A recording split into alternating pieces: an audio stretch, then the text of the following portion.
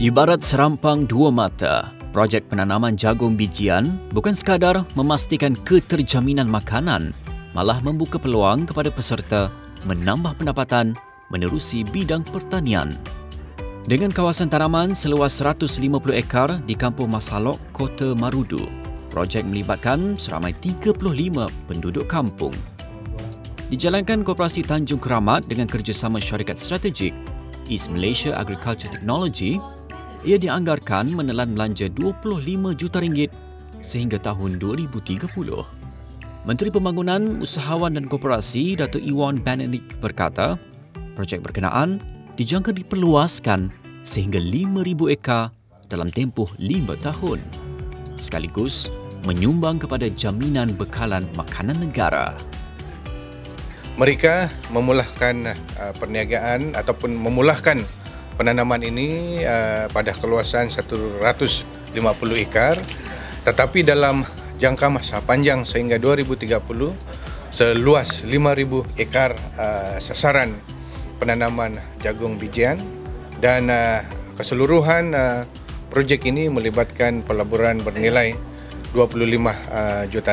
Saya percaya ianya akan menyumbang kepada food security dalam negara kita, khususnya jagung bijian, dan dalam masa yang sama akan menyumbang kepada aktiviti ekonomi negara kita. Beliau berkata demikian sewaktu merasmikan Majlis Perasmian Pecah Tanah Projek Penanaman Jagung Bijian di Kota Marudu pada 11 April 2025. Iwan turut menyeru lebih ramai pemilik tanah dan koperasi untuk memanfaatkan tanah terbiar melalui penanaman yang berpotensi menjadi sumber makanan negara dan industri penternakan. Itu sebab saya datang hari ini untuk menyarankan kepada koperasi-koperasi, juga pemilik-pemilik tanah, untuk bekerjasama dengan mana-mana koperasi ataupun syarikat lain, ataupun atas inisiatif sendiri untuk membangunkan tanah yang dimiliki masing-masing, supaya boleh dibangunkan untuk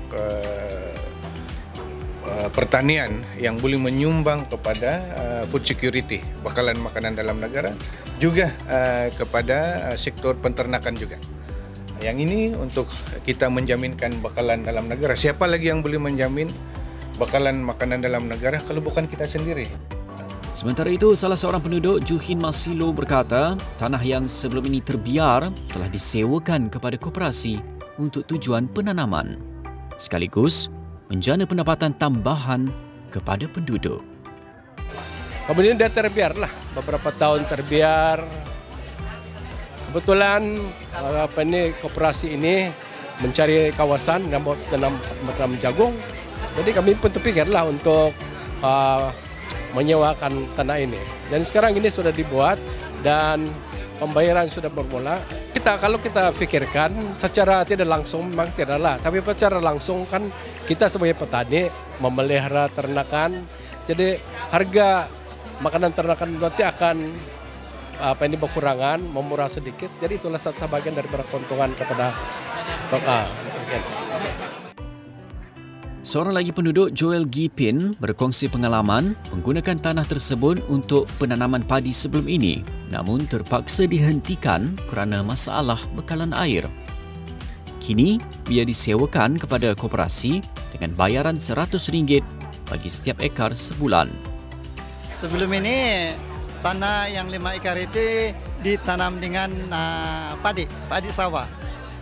Tapi ada 2-3 tahun sudah tidak akan buka pasal kekurangan air untuk sawah padi. Dan saya pikir dan yakin ini akan memberi manfaat kepada penduduk kampung di Kampung Masalok. Pasal sekarang pun badan ini memberi bayar sewa RM100 1 ekar sebulan. Projek ini dijangka memberi impak jangka panjang kepada komuniti setempat selari dengan sasaran koperasi untuk memperluaskan penanaman sehingga 5,000 ekar menjelang 2030.